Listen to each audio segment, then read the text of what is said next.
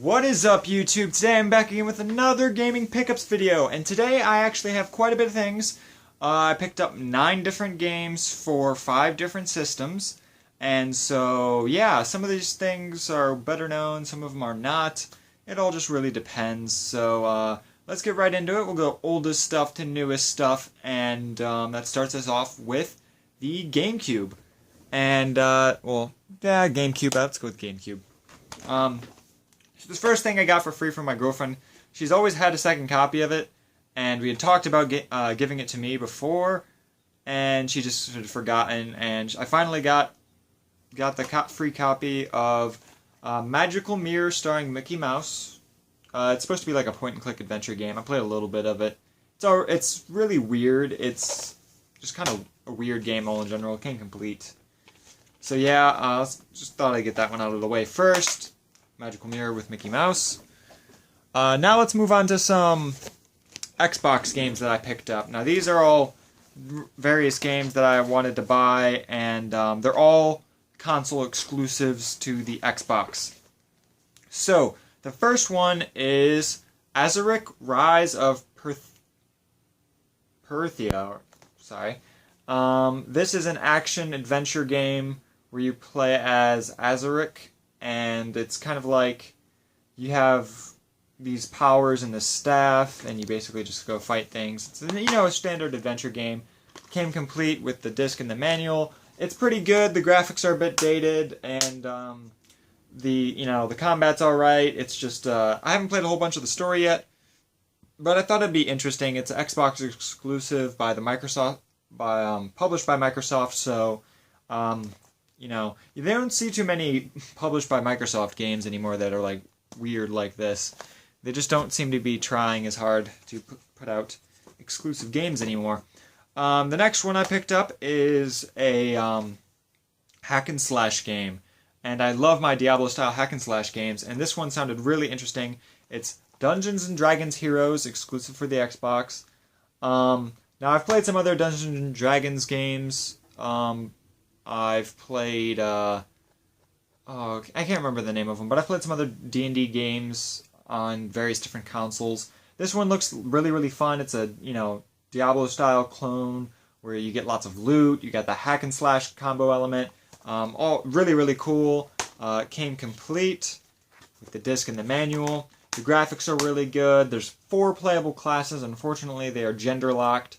So that kind of sucks, but it supports 1 to 4 players, so that's really cool. So if you want to play like 4-player co-op, you can do that in this game, and that's always really fun to play through a story mode with 4 players. That's a pretty awesome feature, so really awesome game. Recommend checking that one out. It's also by Atari. And the last one I picked up is a game I had never heard of, but it's by Atlus, and they're pretty famous for making like random games that are pretty like hidden gems, but this one I hadn't heard of, and it's called Galleon. This is exclusive for the Xbox, and it is a adventure game, and you play as basically this guy. It's basically like a sort of piratey kind of thing. I didn't play a whole bunch of it, honestly, but it has like different dialogue options and stuff, and the graphic style is really, really weird. It's just kind of a weird choice in artistic style. Not bad, but it's not like amazing either. It's an alright game. It did come complete. So, got Galleon. A lot of ship combat in this game. Next, we'll move on to the Xbox 360. Got 1 game for the Xbox 360, and it's been something I've actually been waiting to get, and I actually got it in really good condition. It's practically brand new. Got it for 99 cents, so there's no reason not to. I picked up Two Worlds. Now you may be thinking, if you'd seen my channel before, why did you get Two Worlds on Xbox 360? You already have the PC version, because right here I have the original Two Worlds Collector's Edition on PC. The reason I got this is because this requires you to register a code that requires online authentication, blah, blah, blah, blah.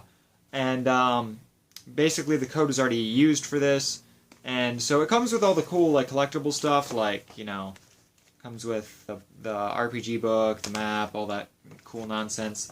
It just, I couldn't play the game because the code was already redeemed. But, I still want to play the game, and also that game is starting to have some compatibility issues with newer operating systems and whatnot, so that's why I like to get console versions of games when I can, so I got it for Xbox 360. Hopefully there's some patches for this, because I heard it was not the greatest experience on the Xbox 360 when it first came out, so yeah. I am really excited for this so I can play Two Worlds 2 as well. It's basically an open world RPG, similar style to Oblivion, except it has a really, really cool spell crafting system. You can basically make crazy, crazy spells, really awesome stuff. You can, you know, be a warrior, there's all sorts of, it's basically sort of like a custom class thing where you can put your points in whatever you want, which is really cool. I'm excited for this game. I know a lot of people don't like it, but you know, it's not the best RPG, but, you know, for 99 cents, it's definitely worth it. The next games I picked up are for the PS3. I picked up 3 games for PS3.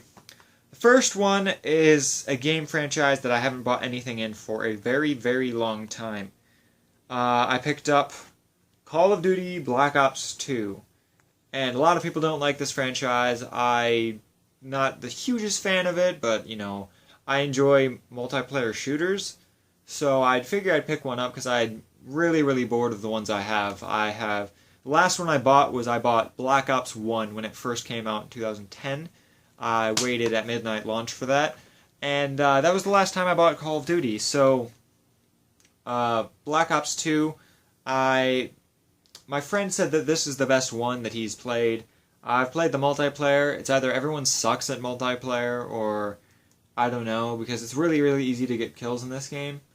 It's like my first game I went like 26-3, and you know, I haven't always been doing that well. Obviously the tides have turned sometimes. Like I went 8 and like 20 or something. It's very really hit or miss. You die really quickly in this game. I really, really prefer Call of Duty 4 because it's, you know, not too quick but not too slow either. The guns in this game are really cool. There's a large variety of guns. A lot of them have zero recoil, which is kind of weird. And, yeah.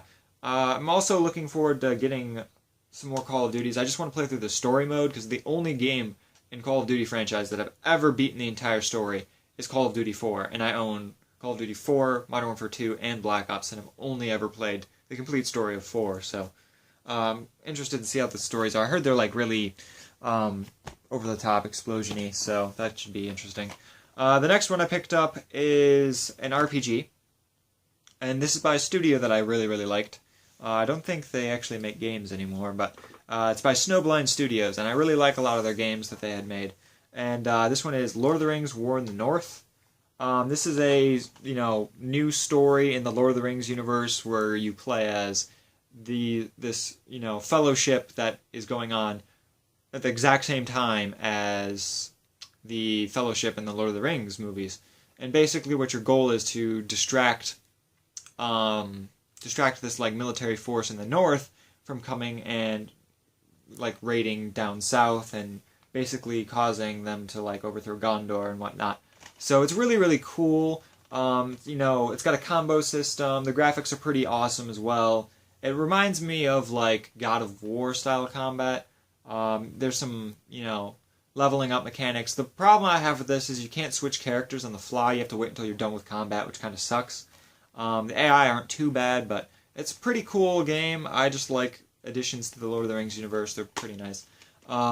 It did come complete as well. Black Ops 2 only came with the disc, so.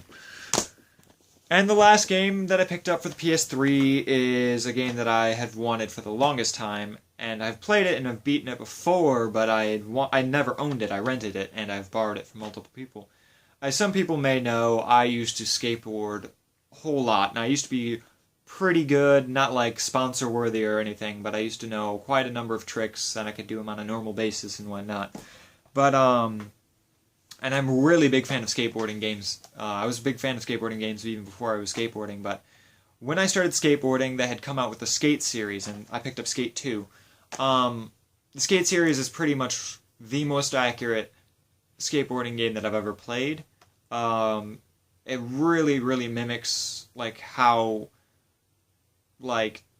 it really mimics a lot of the foot movements and the joystick movements. Like, they're similar, but they're simplified, obviously. Like, varial kickflips, obviously, require a little bit more than, just like that. But, it does a pretty good job of mimicking having to learn new motions and whatnot with the joystick. And my favorite thing about this is, Skate 2 is my favorite of the entire franchise, because it basically has the coolest story. It's basically every skateboarder's dream story. You start off at the bottom, your character gets out of prison, and you basically go to contests, do photo shoots, do different challenges and whatnot, and you work your way up to trying to be sponsored for different teams. And there's a ton of different teams. They even have real skateboarding in here, which at the time when they made this wasn't a very big company. I don't really know if they are anymore. I haven't skateboarded in a solid 5 years now, and just back when this came out, it was a really, really cool game, and I was really fascinated by it because I was at the peak of my skateboarding at the time. So definitely recommend checking this out if you're a skateboarding fan. Skate 3, I'd played it, and I didn't like it quite as much as I liked as Skate 2. Just for, I don't know, it just felt different. I didn't like it as much, but Skate 2 is my favorite one. So the last thing I got is a 3DS game, and this 3DS game I got an amazing, amazing deal. I got it for 10% of what it normally goes for, and it was a sweet deal. And I wanted to pick this up, and originally I was going to, but right as I had the funds to do so, there was this big thing that happened with it that caused it to spike exponentially, and the game is Cubic Ninja. Now, for those of you who don't know, there was a hack or workaround that people had found out that allowed you to use this game to play import games. So basically, people have been hoarding and hoarding and hoarding this game and buying it so they could hack their 3DSs and play import games. Now, I had wanted to play this just for the actual game itself, so I don't know how many people still want that, but I wanted it, and I saw it for, the most insane deal, and I was like, for the price it normally goes for, because I've been watching it for a while, I was just like, I have to get this now. There's not going to be another opportunity for me to get it at this price for a very long time, so I had to pick it up, and so I picked it up, and it's an interesting game. The motion mechanics, I'm a little bit hard to get used to, but the gameplay itself is kind of fun. It's very challenging. The game, it's very, gyroscopic and stuff, so interesting game. And it did come complete with the cart, the manual, and did not come with any Nintendo points, so I'm not sure if it ever did or not. But yeah, it came pretty much complete, and I'm really excited to have it. So now I don't have to worry about getting this game anymore. So that is all the games that I picked up. Let's do a little bit of an overview. For the original Xbox, got these. GameCube, got that. Xbox 360, got that. PS3, got these. And 3DS. So yeah, that's all the stuff I picked up. I got a lot of games, and I've been playing more handheld games. I actually ended up dropping Dragon Age Inquisition, which was kind of sad, because I loved that franchise, but Dragon Age Inquisition, it forces you to do side quests, and I absolutely hate doing side quests in most games. There's some games that I don't mind it, like I didn't mind doing side quests in Mass Effect. That was actually incredibly fun. But the side quests in Dragon Age Inquisition are so dull. If you've played an MMO, maybe if you've not played an MMO, it can be okay, because it'll be your first experience with that kind of side quest. But if you've played MMOs before, especially if you've played a lot of them like I have, I've played so many MMOs I can't even list the amount, and I am so tired of go here, kill X, retrieve X item from creature that only drops 20% of the time, return to person, give person item.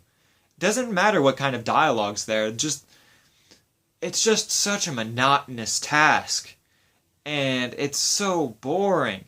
And that's what a lot of the quests are. People keep telling me that they're not like that, but and they're like, get out of the hinterlands. So I got out of the hinterlands, and there's still a lot of quests like that. Now, granted, not all of them are like that, but the amount of side quests that it requires you to do to continue the main storyline, you end up having to do them anyways. So it's stupid, and I ended up dropping it just because of that. I don't want to be forced to do side quests I don't want. I'd rather it would be like the Dragon Age Origins or Dragon Age 2 style where you don't have to do the side quests. Granted, it would probably add some stuff. Like, I did a couple of the side quests in Dragon Age 2 and a couple of them in Origins that I was interested in, and it added some stuff. Like, I did the complete, what is the expansion pack called for Origins? I did the expansion pack for Origins, whatever that's called, Awakening, Dragon Age Origins Awakening, or something like that. And that was an awesome expansion. And but the stuff in Inquisition just really doesn't compare, so I dropped that game, and I pretty much stopped playing it after 10 hours of gameplay. And so I've been playing Pokemon primarily right now, and that is keeping my interest, and I'm really having a good time with Pokemon. I love Pokemon games. They're so simple, yet so fun, and it really, it does well. So, enough rambling. Thank you guys for watching. If you have any recommendations for games you think I might like and I should pick up, leave them in the comment box below. I respond to every single one of my comments, well, as many as I possibly can. I get quite a number of comments these days.